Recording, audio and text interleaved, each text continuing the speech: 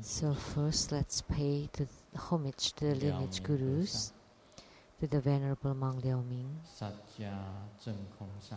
to Master Sakya Tseng-kung, to the Shong Rinpoche, to the 16th Dhamma King Karmapa, and Master Tupten Tarji. Homage to the three jewels of the altar. Homage to the main deity of Homa today, the Yama King.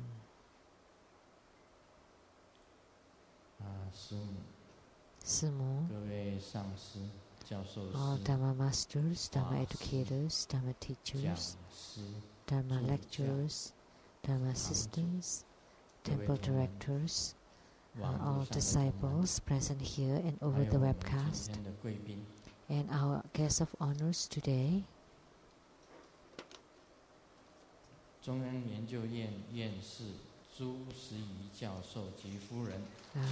Academia Sinica, Professor Zhu and Mrs. Zhu. From the Taiwan government, the Chief Secretary, Mr. Zheng. And from the KMT Party, Kaohsiung chapter, the Vice Chair, Ms. Xu.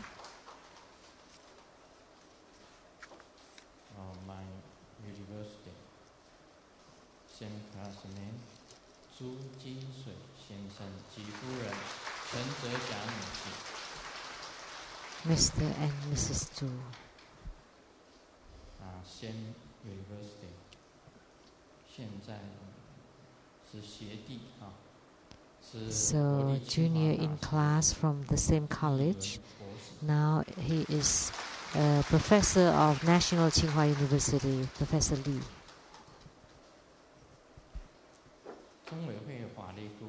The attorney to the True Buddha Foundation, Ms. Huang.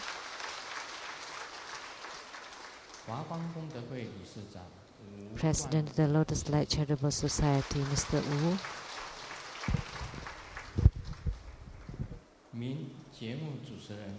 And a well-known host to the TV talk show, Mr. Tai Ziyan.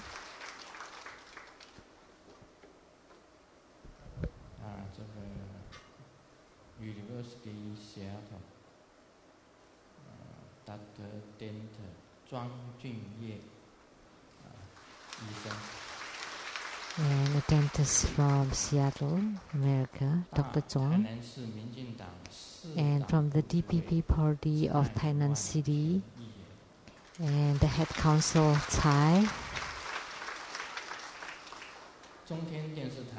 From the CTI TV, the producer for the Lini Diansang Xingden, Illuminating Your Heart, Ms. Rebecca Su. And the producers for the Platform Sutra and TV programs and the development stages of Tantrayana, Master Lian Yue, and the host, Ms. Ning. My sister, LuSheng-Yen.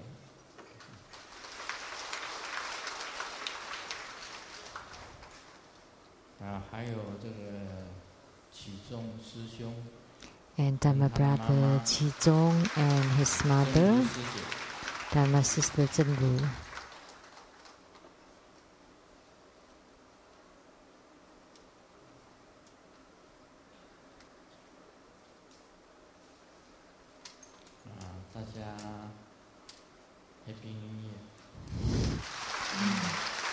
Happy New Year, everyone.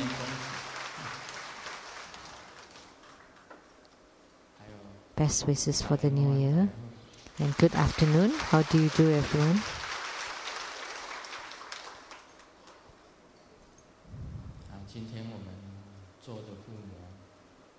The Homa fire offering today is of the Yama King.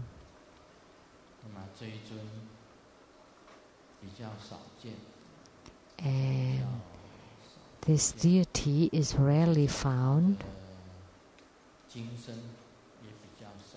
and there aren't that many his statues,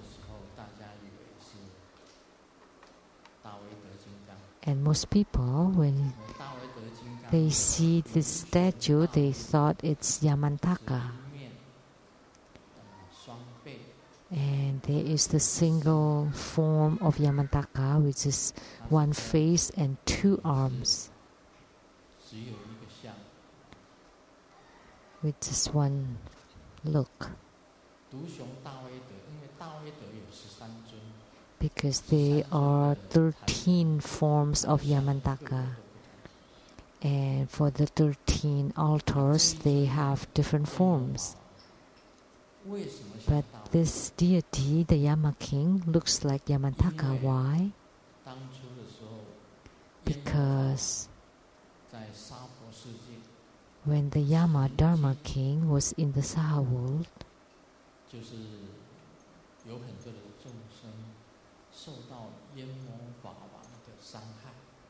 there were many people that suffered from the harm incurred by the Yama King. That's why Manjusri Bodhisattva entered into the body of Yama King. So when Manjusri united with the Yama King and transformed, he became Yamantaka, and then he subdued the Yama King. There was a heaven in Tantrayana that belongs to the Yama King. In Mahayana Buddhism, they call it the third heaven of the realm of desire. And that's too general. But in Tantrayana, the heavens of the Yama King, so the Tushita heaven and then the Indra heaven are considered as the earth foundation heavens. And then above the Daoli Tian, the Daoli heaven, that's the Suyama heaven that belongs to the Yama King. So this is the first heaven that does not have earthly foundation, so it's built on the sky. So in Tantrayana, we could say that the heavens of the Yama King is higher than the Indra heaven, higher and deeper. So this heavens surrounding, they are surrounded by the celestial or heavenly flowers as their protection boundary. And inside the Suyama heaven, it's very happy, and there's no contention. There is no arguments. And look at the Indra heaven, there's still contention. In Buddhism, there's the story, but that there's conflict between the Indra heaven and the Asura heaven. And because of two reasons. The conflict first was because the king of the Asura heaven was celebrating his birthday, and the Asura heaven was at the bottom of the ocean. So when the king of the Asura heaven was celebrating his birthday at the bottom of the ocean, the king of the Indra heaven was flying in the sky, and there are many heavenly beings flying above the head of the king of Asura. So the Indra heaven king was flying with a lot of his entourage. So the Asura king thought that's insulting to him. So that's why there was the battle. And there's frequently battle between the two heavens. And then the second story was that in the Indra heaven, he has many wives, and one of them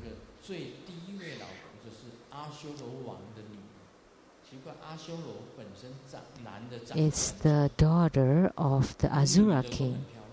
And in Asura heavens, it's very interesting because the men are very ugly, but the women are very beautiful.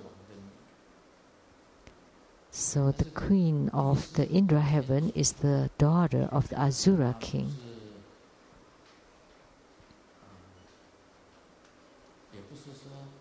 But the Indra king, we cannot say that he is infidel, but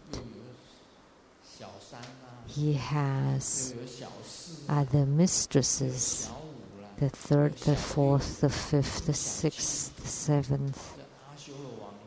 So the Asura king, the Asura princess was displeased and complained to her father,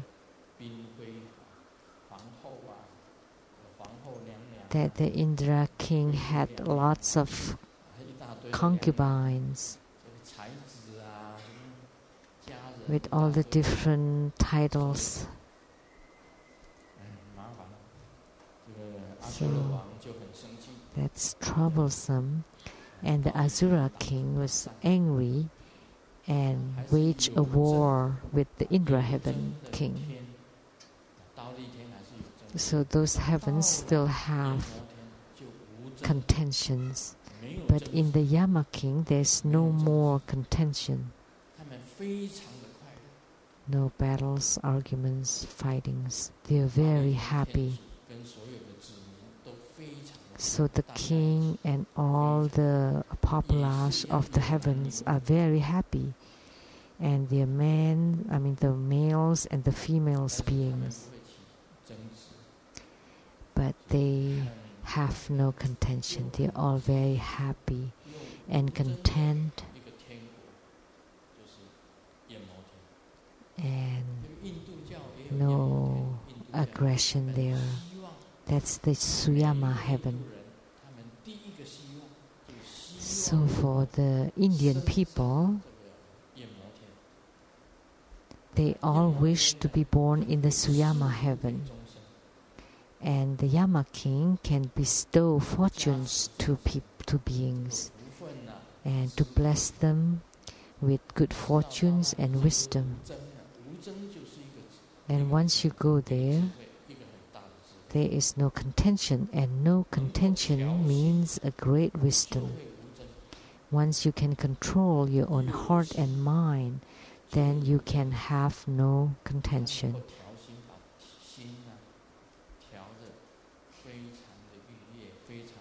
They can adjust and control their own mind and heart so that there is no contention whatsoever.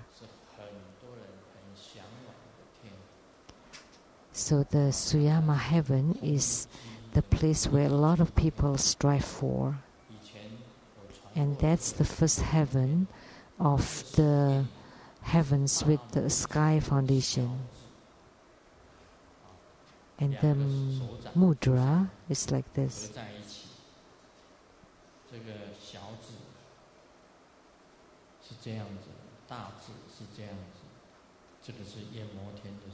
So with the pinkies and the thumbs like this. And the mantra is reciting the name of the Yama heaven and Yama king.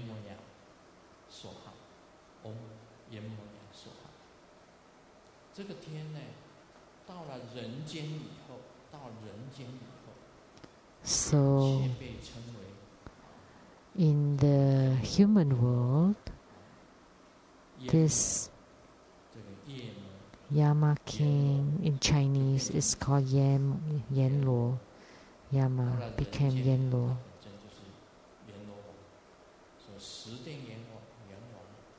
So there are many names to this. and also the Lord Emperor of the Mount Tai or Taisan. So Yama King and the Tong Yu, Lord Emperor or Lord Emperor of Mount Tai or Tong Yu Emperor, they all just different manifestation of the Yama King. So when you make offering, the fire offering, or you are the primary sponsors, actually very important today. There are not very many people today. If you make offering to him, if you fell to the spirit world and you meet the Yama King, and because you had made an offering to you, he would open the back door for you.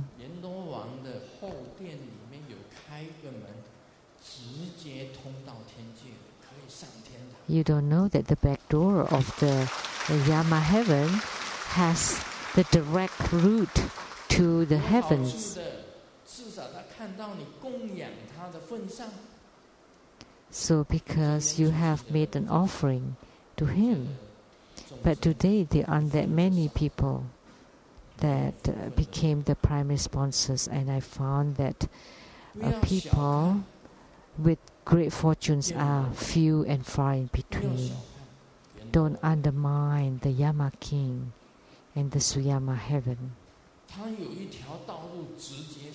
He has a route that goes directly to the heavens. As soon as he sees you, and there's a little bit of light on your body, and the light is for making offering to the Yama King. And because you're my good friend, like what we often say, once you take an offering of someone, then you would be soft-hearted.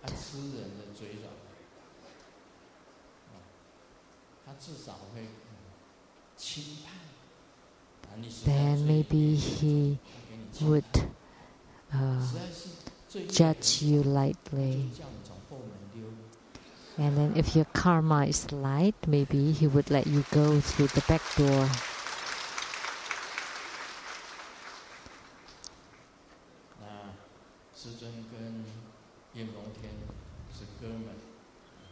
So I'm brothers with the Yama King.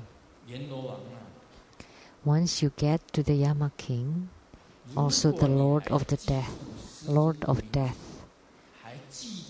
If you still remember the name of Grandmaster, you know, some people, once they die, they forget everything.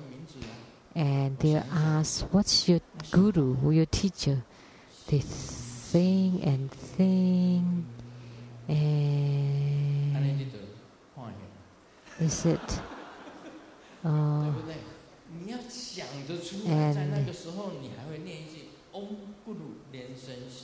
and then they would be sentenced. So if at that time you could still remember Om Guru Lien Seng Siti Hom, then the Lord of Death or the Yama King would say, oh, your Guru once transmitted the Dharma of the Yama King, and your Guru has brought the deceased spirits back to life from the Yama King. And that's a true story. I remember there was an article that I wrote that someone was in the night market, like the Fengjia or Yizhong night markets in Taichung were very famous. And I was strolling in the night markets, and all of a sudden there was a woman came in front of me, and then continued kowtowing, bowing in front of me, and paying gratitude to me for saving her life. I don't know what she's talking about. And she kept calling me and praying gratitude. And there are many people watching us. And then I said, don't be like that. Come over here and tell me. And she was grabbing my leg. And people may think that what happened to this monk? There's a lady that grabbed his leg, and there are many people watching. So I took her aside and asked her, and it turned out that this lady was riding a motorcycle and was in an accident and had a concussion, and she was in a coma. And to a point, a grade of 4, and she went to the underworld and continued walking.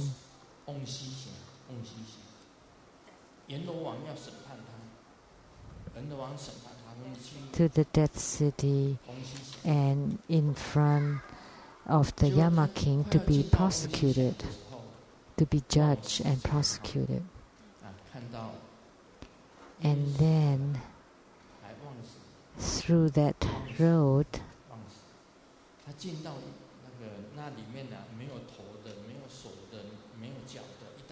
she passed by a place where there are lots of ghosts without heads, without arms, without legs, and she had a head concussion, so she was muffled. And then at that place, Grandmaster tapped on her shoulder, and she turned around and saw someone in a Lama outfit, this Lama robe, and Grandmaster, radiating light, tapping on her shoulder. And she asked him, "Who are you?" And I told him, "I am the living Buddha LuSheng-Yen Lu." And I told her, "You shouldn't be here because there's still a little bit of light on your body. Why didn't you tell Yama King, what good deeds have you done?" And she said, "I have never done any good deeds." How come? How come you never did any good deeds and yet you have a little bit of light on you? So he thought about it for a long time, and then she said, there was one time there was a stack of books that were destroyed, and there were books that guide people to goodness.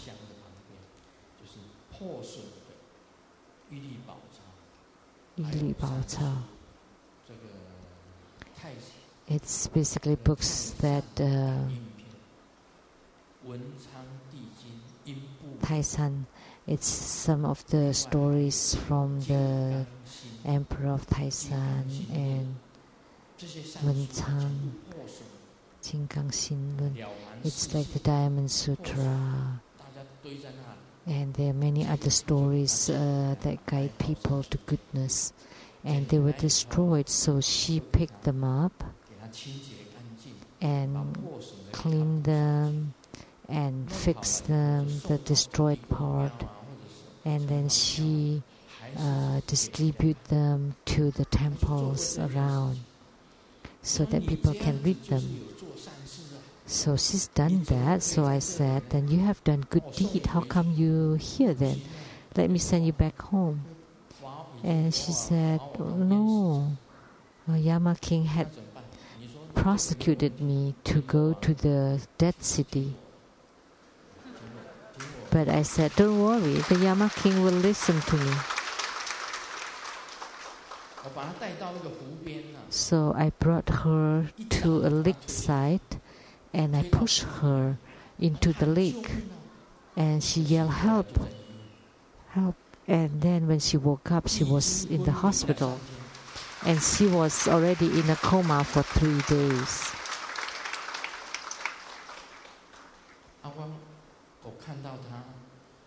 So I saw her, and she recognized me. She had seen me on televisions. She couldn't find me in person. And then she recognized that this is Living Buddha LuSheng-Yen Sheng-Yen Lu.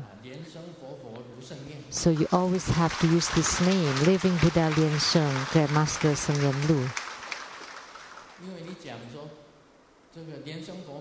If you just say Living Buddha LuSheng, they may not know.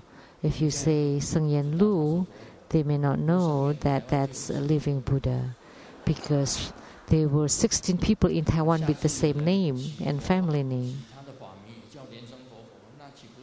Or if someone also may have a Dharma name of the Living Buddha LuSheng, so you just combine them, LuSheng, Living Buddha LuSheng, Grandmaster Sheng-Yen Lu. Because she watched the Illuminating Your Heart TV program or the Development Stages of Tantrayana TV program. And then she saw me at the Fengjia night market, and I asked her name, and her name is Anam.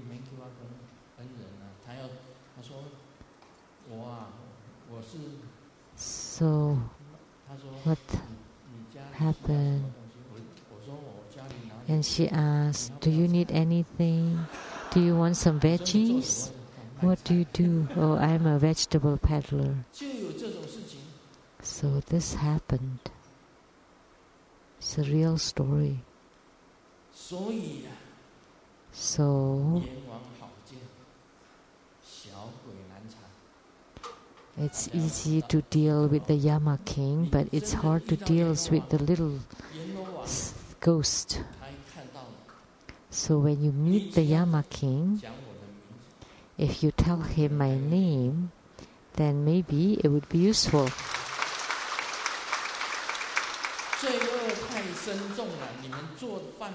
If your karma is too heavy, then I cannot guarantee. If your karma is too severe, but if your karma is light, then he may release you because he's in good terms with Grandmaster. When I ask him or tell him, then the person would be back to life.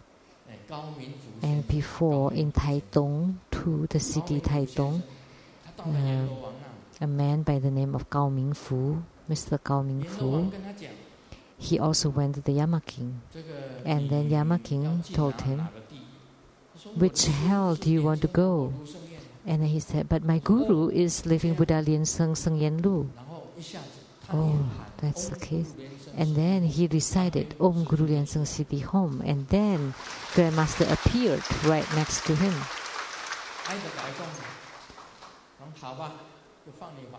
And then I told him, just let him return to life. And then he came back to life in the hospital, and the doctor actually had declared him dead for several days.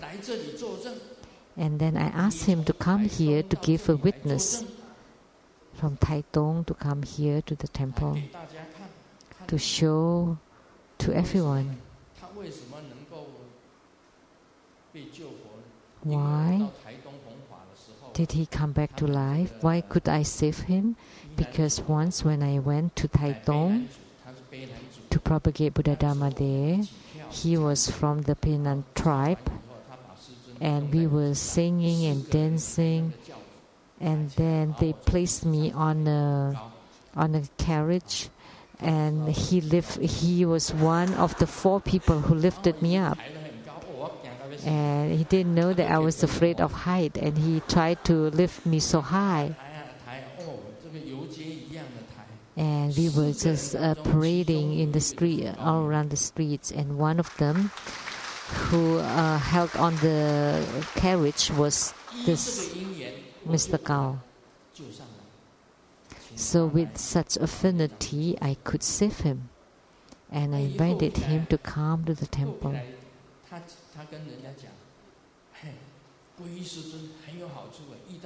And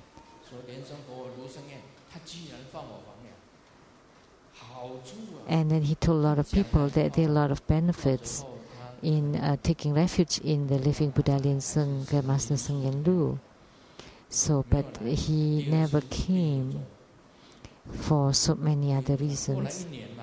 And then probably about a year later, he suffered from illness again.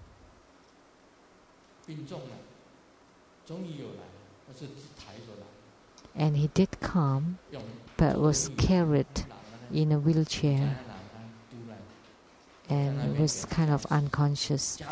And I gave him blessing there, and I knew then that he cannot be saved. This is the Akalanata Mudra, the cutting mudra.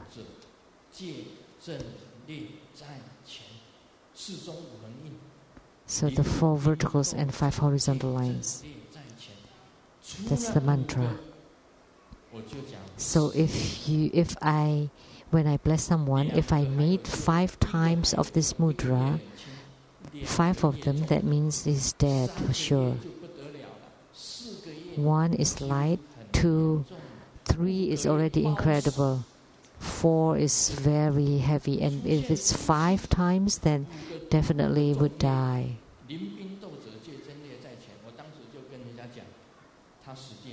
I told people around me then that he's definitely will die. You didn't come here to give a witness, and you only come here when you're about to die. The second time you're sick again, and then I cannot save you the second time. And he was carried back home and died a few days later. So he did come, but he could not give a witness anymore because he was very sick. So I saved him one time. He should have come here and listen to my words, and then if I teach him a Dharma practice, then he may be saved. But he did not. I asked him to come, but he didn't want to come. So that's a disciple called Gao Mingfu from Taitung. And then this time, he is gone. So please listen carefully. Please remember my name, Grandmaster's name. Lien Tsang Ho Fo LuSheng-Yen, which means Living Buddha Lien Tsang, Sheng-Yen Lu, and Om Guru Lien Tsang City Home. Oh, they asked me to talk more about the mudra.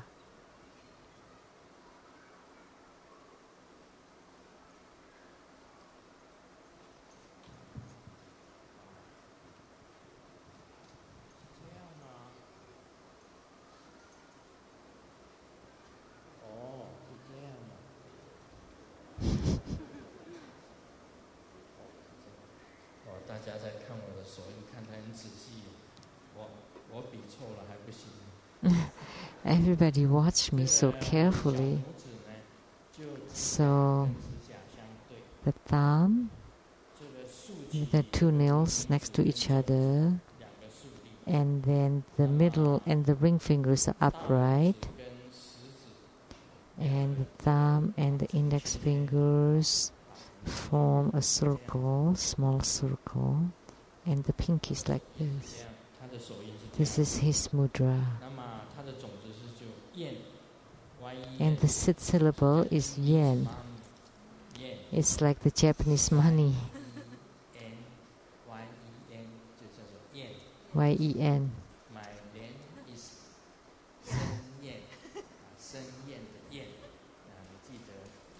Yen. So the yen of the Sheng-Yen, like my name. That's the seed syllable. And the mantra Om Yen Moya Soha. And the practice procedure has been compiled by the True Buddha Foundation. There's the procedure book. You can ask for it from the True Buddha Foundation. So as long as you remember this Dharma practice, if you perform this Dharma practice, you would create affinity with him, and you would be able to avoid the accidental death, and he would be able to bestow good fortunes to let you be very happy, very useful, would increase your good fortunes, increase your wisdom, to soften your hearts, and for us to live with love and respect, because everyone is happy. And he can also subdue, because his form, one, he's holding a skull cup, kachanka or staff, and the other hand is holding a Vajra lasso or rope. And his legs are stepping on the back of an ox, and his head is the head of an ox. He is very fierce, very wrathful. Now let's continue talking about Hevajra. The blessings come from the sky. This is chapter 34, guarantees for success in the Dharma practice. So the blessings come from the sky. How could it come from the sky? It comes from Grandmaster. That's the one that gives the blessing. But you didn't know that before I give the blessing, I have to visualize the wisdom deity in the sky, and then when I become the wisdom deity, only then I give you blessings, or give blessings on the heads. I visualize Golden Mother, I visualize Amitabha Buddha, I visualize Siddhikarma Bodhisattva to enter into my heart before I give blessings upon all of you. So the blessings come from the sky, not me. It's the deities that give you the blessings on your heads. And talking about the lineage also comes from the sky. I often said that the 9 stages and the 9 practice of the Nyingmapa came from the Samantabhadra Buddha, the original Buddha. And this Samantabhadra Buddha transmitted Buddha Dharma to the 5 Dhyani Buddhas. And the 5 Dhyani Buddhas transmitted Buddha Dharma to Vajrasattva, the same as Vajrapani. Vajrapani Bodhisattva in the sky, in the heavenly realms, transmitted Buddha Dharma to the Sengxing, heavenly prince of the 33 heavens. So this Buddha Dharma is very popular in the 32 heavens as the 9 Dharma practices. And the Sengxing heavenly prince came to the human world as the prince that's called the Ji-Xi Jinggang, or the Hevajra, that transmitted Buddha Dharma to the Miao Jixiang, which is Miao Jixiang Yu, and then to the Sri Singha. And then Sri Singha in the human world transmitted Buddha Dharma to the first lineage guru of the Tibetan Tantrayana, which is Guru Padmasambhava and Vairochana. Not Vairocana Buddha, but Vairochana. His name is Vairochana. And Guru Padmasambhava transmitted to the Tibetan king, the King Trizong Tejin, and to Ishijoga, his concubine, to these 2 people. And then all the way down, and this great completion Dharma to combine into one was by LuSheng-Yen. And then there's another lineage of the Dharma, or hidden teachings, which is the Qingma Rinpa.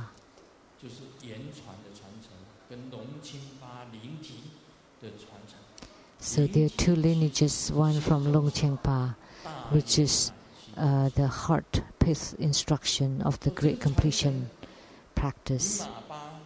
So Nyingma Pa, the 9 stages lineage, came from Hevajra Tathagata, the Buddha of the origin, which also came from the sky. So Grandmaster's lineage is from Vairocana Buddha, the great Sun Buddha, to the Buddha Lokana, to Amitabha Buddha, to Padma Kumara, to living Buddha LuSheng-Yen Lu. This is the lineage from the sky. Why or how did I comprehend the 9 stages Dharma practice of the great completion? Because in my past life I was the king of Tibet, the king Trisong Techen. And when Guru Padmasambhava transmitted the Buddha Dharma to me, and because sometimes I remember, sometimes I forget, he embedded all the Dharma of the 9 stages of the great completion in my brain, so that when you are reborn again in the future, you would still be able to comprehend this 9 stages Dharma practice of the great completion. The 3 outer sages, which is of the Sravaka, Pratyeka Buddha, and Bodhisattva. This includes the Mahayana, the outer, and then the 3 stages, the inner 3 sages, which is the karma, kriya, and the yoga. And the last 3 is Mahayoga,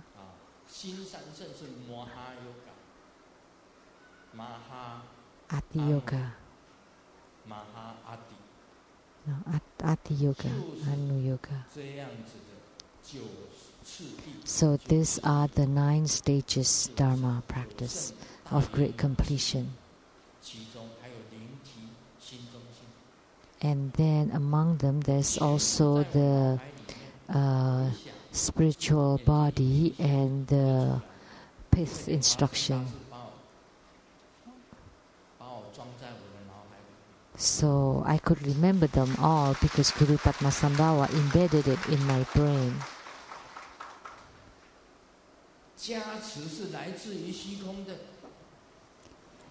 So the blessings came from the sky. So you cannot forget it. There's this joke one day in an English class.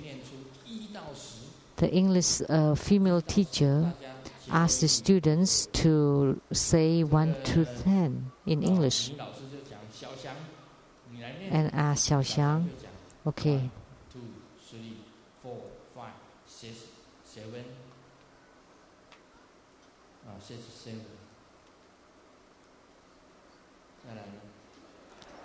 And then 8就是8啦。 8 is 8. See, sometimes I forget. When you get older, this happens. So Xiaoxiang could say it to 8. And they could too. And she forgot. How about 9? And he asked his classmates, what is 9? 9 in Chinese. And the classmates didn't dare to say that because the teacher was looking at them. So they pointed to the breast of the teacher And then Xiaoxiang said, drooping. And the teacher hit the Xiaoxiang. She's saying that the breast is drooping. Nai. But actually in Chinese, nai. It's like breast.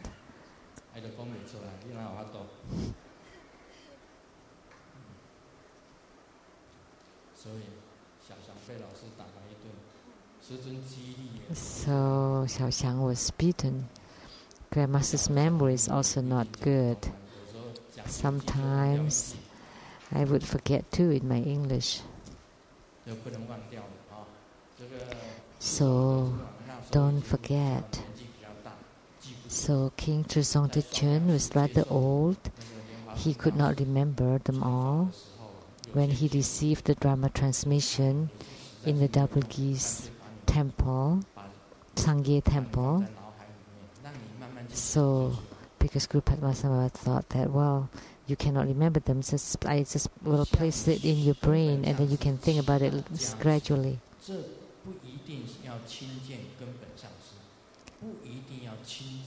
So asking for blessing from the root guru, it doesn't mean that you need to see or to get the blessing physically from the root guru.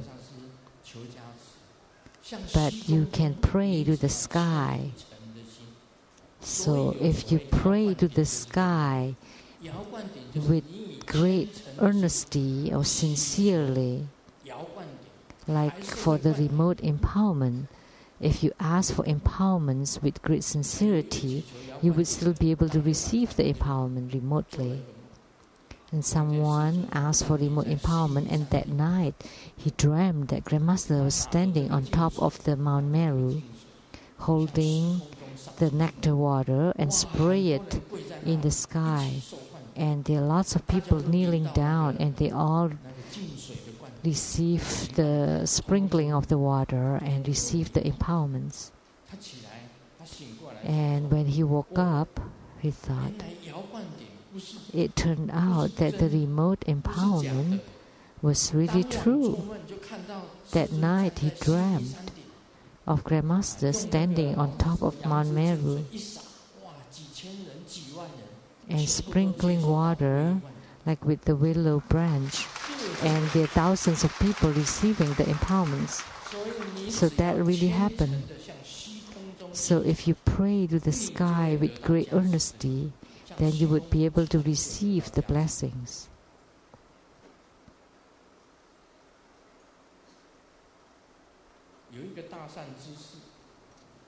There was a great spiritual friend that's called Hui Tong.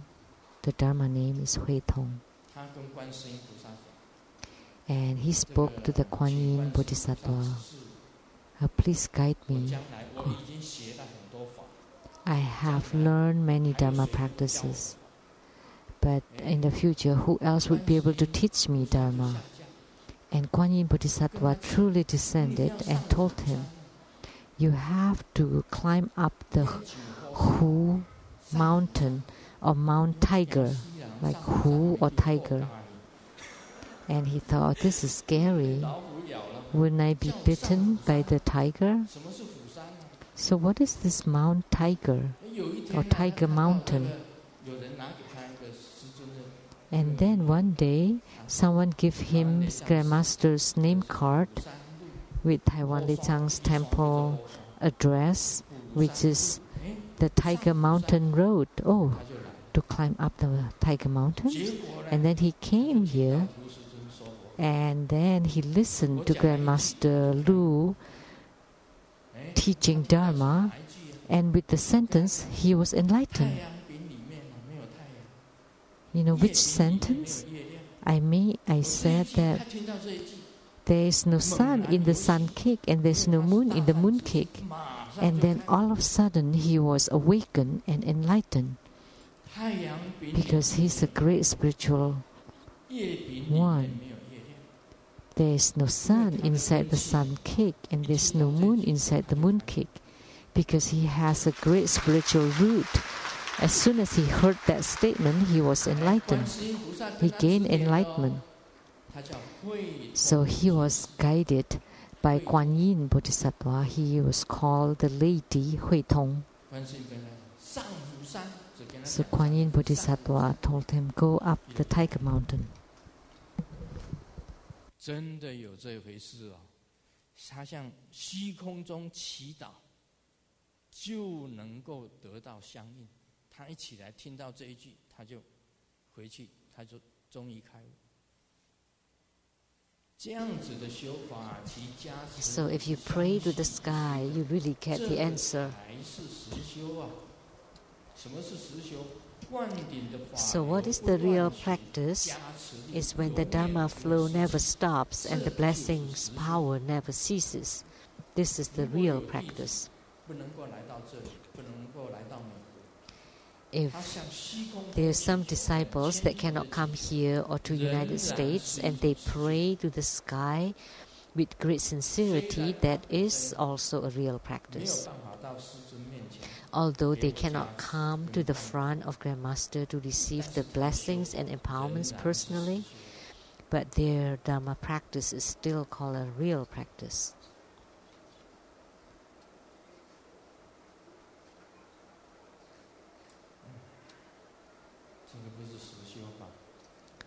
This is not a real practice. There's a joke.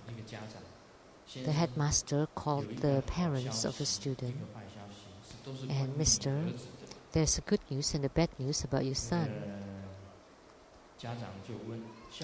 And the parent asked, okay, why don't you tell me the bad news first? And the headmaster said, your son's behavior is very feminine. And how about the good news? The good news is now he is the flower of the school.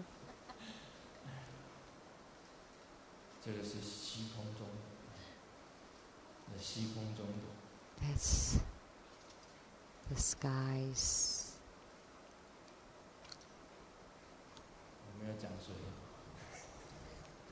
I didn't say anything.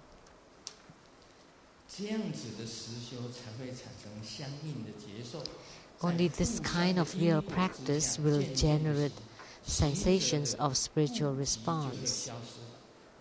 So under the condition of causes and effects, gradually the practitioner's ailments will disappear and it can avoid future ailments.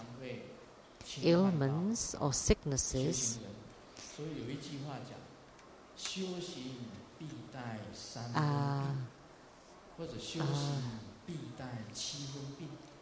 are quite horrendous, because we're saying that in our mind training you carry about 30% or 70% of illness. So if you're 70% sick, you only have 30% left, and all you think about is to be well and healthy. You don't ask for high position or election. You don't think of that because you're sick. You don't want to be elected anything. It's good enough. It's for the money. As long as it's enough, it's fine. You don't need to earn more because you're sick. How about girlfriend? Just forget about it. Just let her go. Like Su Dongpo. Su Dongpo has many wives. So a wife and 3 mistresses. And when he was in his 60s, he was sick. And he said, let's just let them go.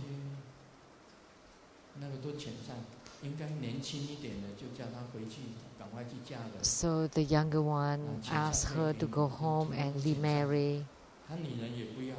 So he doesn't want any more women, Su Dongpo, and he died at 66. And before, I thought I would also die at 66, because the Golden Mother told me that at 66 you would go back. I thought go back means die. Then I dispatched everyone. Actually, I wasn't that fortunate to let go of who. I don't dare to say.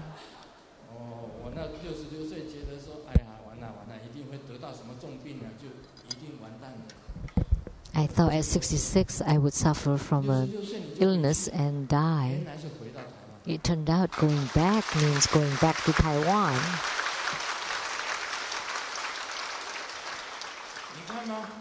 So, see, isn't it very interesting? When you're really sick, like when you suffer from a cancer, what would you think? When you're at the final stage of cancer, do you still want positions, money, woman?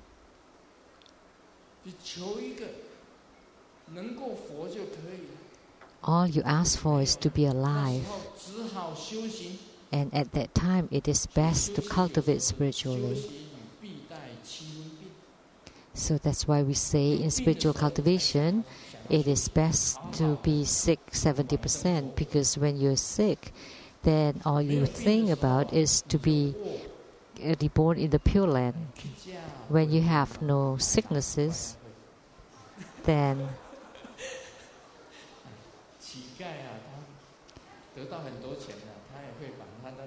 even when a beggar, even for a beggar, when he earns lots of money, then he would play with his staff, his walking stick. So that's human nature. And only when you're really sick, then you would think about cultivating spiritually. But a true spiritual cultivator should not be affected by your sicknesses. And if you do a real practice, you have no sicknesses, you're very healthy, you can enter into a deep meditation.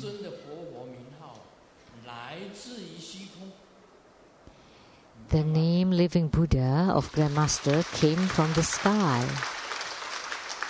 The title Living Buddha came from the sky. It is all completely the lineage from the sky. After I went to United States for 7 years, the first time I came back to Taiwan, at the Taoyuan Stadium, the first statement I said is that Grandmaster's lineage came from the sky. Right, if you remember?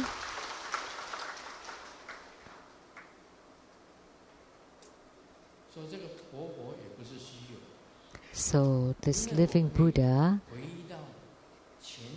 is not empty, because I could recall the past lives and the hidden teachings of the Guru Padmasambhava, which is the greatest, the highest Dharma of Nyingmapa, the 9 stages Dharma practice of the Great Completion. And the Great Completion, the Yamantaka, Mahamudra, Tokchen, and the Mahamaya, Yamantaka, they're all in me. So if you don't have the lineage from the skies, how would one know so many Dharma? So this living Buddha, I'm telling you, there are many Tibetan living Buddhas who take refuge in me. There are many Tibetan living Buddhas who take refuge in me. Many, many. In Seattle, there were many living Buddhas receiving my refuge initiation empowerments. You can check the photos and you would know. Kashe and Rinpoche, Tulku, living Buddhas. Kashe means like the Buddhist doctor. And there's some who wanted to confirm me as reincarnated as a Tulku, and I said no need. You don't need to give me a certificate of recognition. There were several temples who sent their living Buddhas, including the one from Bhutan, Urchin Rinpoche, who went to Seattle, who wanted to recognize me as a Tulku. And there was another Kusa living Buddha who went to Seattle, who wanted to confirm me as a reincarnated Tulku. And I reject them all. And also one from the yellow sect, Gelugpa. I don't need any of them because I was an emanation of Padma Kumara. I was a living Buddha already, and my lineage came from the sky.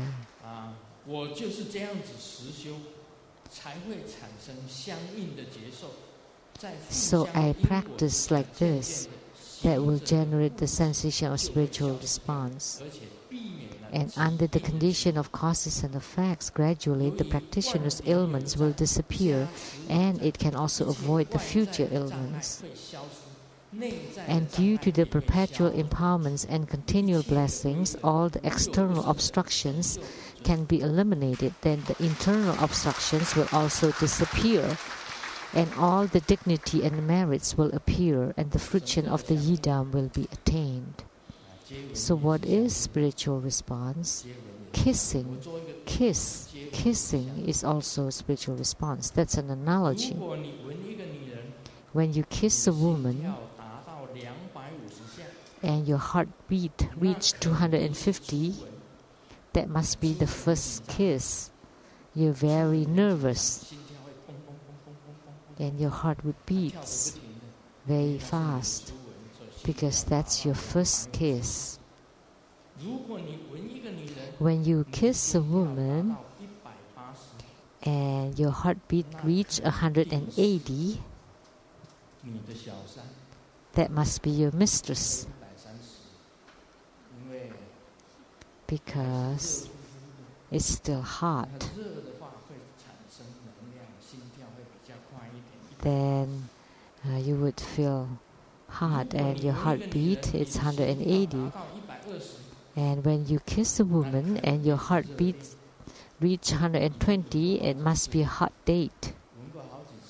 You have kissed several times, and it has come down a little bit, 120. Still hot. And if you kiss a woman and your heartbeats reach 80, that must be your wife. 80 times. Because normally you don't even kiss. All that from time to time you just kiss a little bit, and then 80, just beat a little bit. If you kiss a woman and the heartbeat is 30, it must be a fat and ugly woman.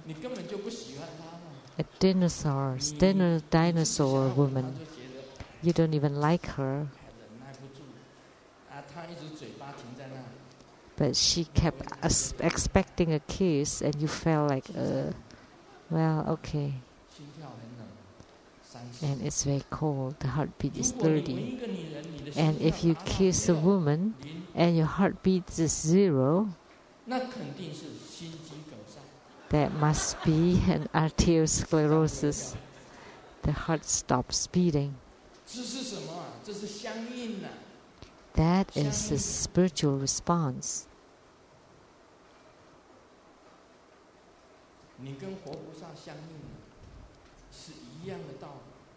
So when you gain spiritual response with the Buddhas and Bodhisattvas, it's the same concept. So when deity match with the deity, he would give you a lot of power, and you would feel very powerful. And even after gaining spiritual response for a long time, or a very long time, it stays. It would increase your power. And then after you gain the spiritual response for a while, sometimes it seems to be there or not there. Sometimes when you invoke them, they would come. And if you don't invoke them, they don't come. Actually, you already have spiritual response with them. Sometimes that's the case. So I just give you an analogy with kissing. once you have the attainment of the Yidam, the wisdom deity of the sky, then you gain spiritual response with them. As long as you have the sincerity, earnesty, and you practice your body, speech, and mind to be like him, to be like the deity, that your speech chanting his mantra, your mind is thinking of him, and your body is forming the mudra, and gradually you would gain spiritual response with the Yidam. So all the Hevajra Dharma practices that I transmit starts from the development stages up till the completion stage, from practicing Qi, opening the channels, the ascending and descending of the light drops, each of which are interconnected. So from the mind Qi, illusory body is attained, and from the inner fire, clear light is attained. Because if the inner fire is ignited, the light in your heart will appear. So that's the light of the inner fire. So from the mind Qi, the illusory body is attained. So from the light drops of the self-nature, complete and perfect enlightenment is attained. So the Qi opening the channels, the light drops going up and down, they're all interconnected. Let me talk a little more about the consort practice, the dual body, or the sexual tantric practice. A lot of people ridicule this, criticize it, slander it, and they're all gentlemen who criticize this practice. But let me tell you a statement. But you're born out of this dual body practice. So if you ridicule and criticize this practice, it's the same as you are criticizing your parents. Also your grandparents.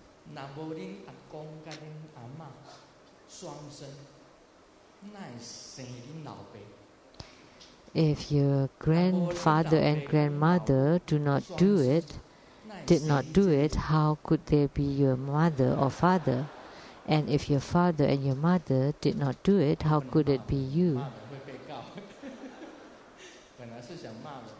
I was going to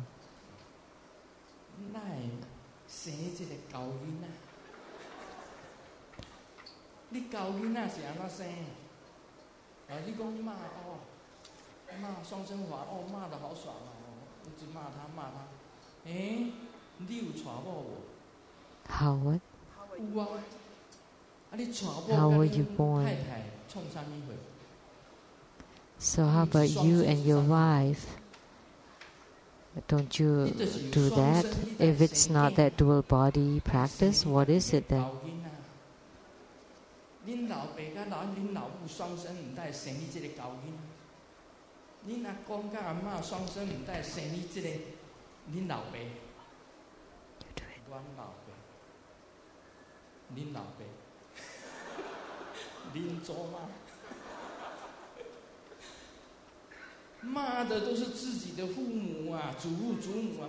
So who you are scolding actually are your own parents and your own grandparents.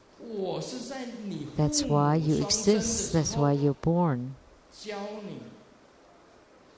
But what I'm doing is I'm teaching you that when you're doing that dual body thing, you can how you visualize, how you enter into samadhi, how you make the offering, and that. So when your parents performing the dual practice, they don't know how to do the Dharma practice, that's why they give birth to you. So if you scold the dual body practice, that means you're also scolding your parents. So So you're giving birth to your son, you're also doing the dual body, right? How could that be? If you're just single body, how could you give birth to a child? So when you're scolding, this practice is the same as you're scolding yourself.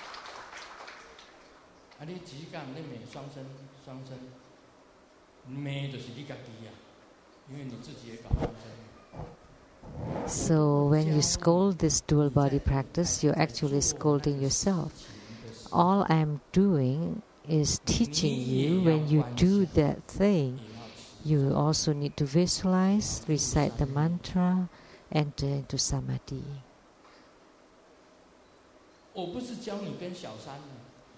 I am not teaching you to do it with your mistress. I continue to stress it, that you have to comply with the law and also to follow the Dharma rule. So I continue to stress this. You have to comply with the law and with the rule of the Dharma practice. So you do it with your wife. And if you comprehend the Dharma, then naturally you would be able to prevent the pregnancy. Naturally, when you're doing that, you are cultivating spiritually, you're training. Like in Tantric Buddhism, there is also the sleep, dream, and yoga. So even in sleeping, you can cultivate spiritually. How come when you're doing the dual body thing, you cannot cultivate spiritually? So you scold without a real knowledge of it. So when you scold the dual body practice, you're the same as you're scolding your parents, your grandparents, and yourself. So I'm teaching you that by the laws, when you're doing it with your wife, you need to visualize, you need to chant mantra, you need to enter into samadhi, and you need to form the mudras. And what is the mudra? It's this fist mudra with the thumb inside. This mudra is like this. The thumb and the four fingers like this. The thumb inside the four fingers. And hold it tightly. And this is the same as holding tight to your light drops and not letting the light drops go.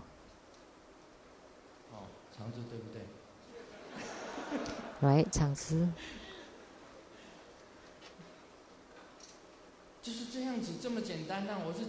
So it's as simple as that. So at that time, there's also Buddha Dharma. So the Buddha once said that everything is Buddha Dharma. So don't you think that's Buddha Dharma at that time? If at that time it's not Buddha Dharma, then it does not comply to what the Buddha said, that everything is Buddha Dharma. That's my theory. So when you criticize the dual body practice, they do it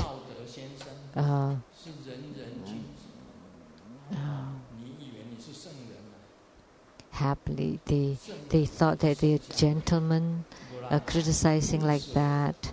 And you think that you're stage doing that, but actually that's the play of word in Chinese. That means you're leftover people, right?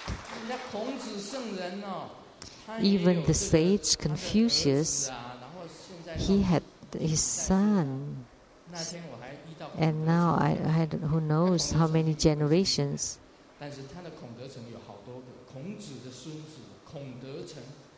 The grandsons, the name Kong De Cheng, there were many of them in Taiwan, and I met one of them.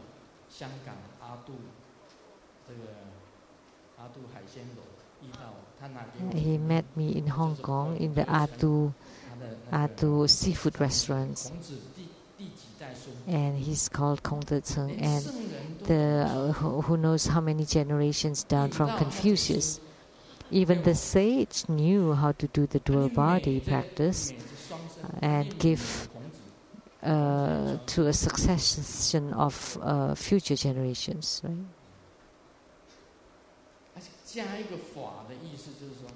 So when you add Dharma to it, it means that you transform the dual body practice into a Dharma practice, dual body Dharma practice. So don't scold it anymore, otherwise you're scolding yourself, your parents, your grandparents, your great-grandparents.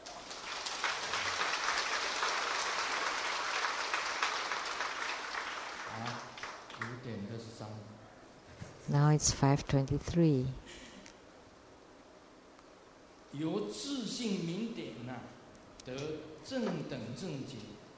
So from the self-nature of the light drops, the complete and perfect enlightenment or Anuttara Sambodhi can be obtained. Because you know from that practice, other than great bliss, the empty nature will also be generated. And then the emptiness within great bliss would appear, and that's the name of the book on Hevajra. So I understand that all the practice procedures and my instructions are clear and to the point, and the key points are pointed out. As long as my disciples follow instructions step by step, connect them, gradually train in merits, eliminate all the mistakes, naturally the afflictions will be eliminated, and you will comprehend the instructions and orders of the root guru and ultimately attain the fruition of the four bodies. So the fruition of the way. So a true fruition. So the last joke.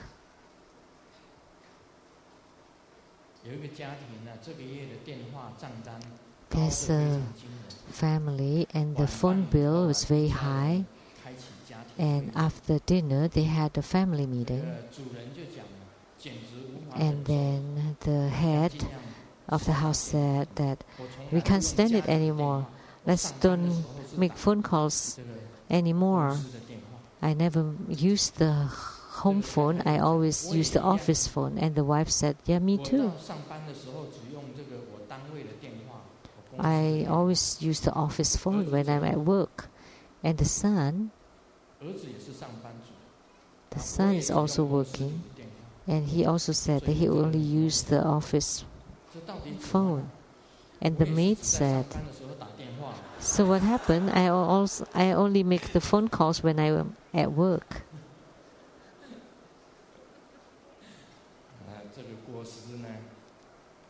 So this kind of mistake, we know who has these mistakes. So for us, all the Buddha Dharma has no mistakes or shortcomings. But those who